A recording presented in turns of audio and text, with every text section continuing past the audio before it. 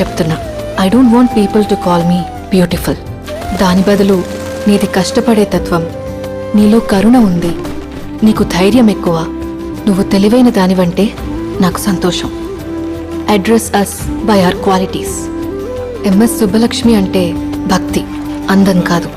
Mother Teresa అంటే కరుణ, అందం కాదు.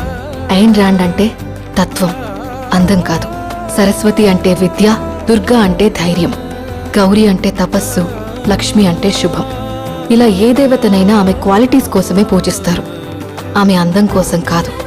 నీ గుణాలే నీ సంతకమవుతాయి, నీ అందం కాదు.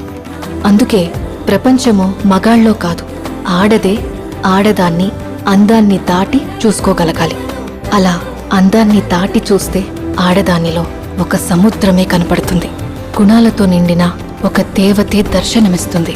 So seek for the goddess.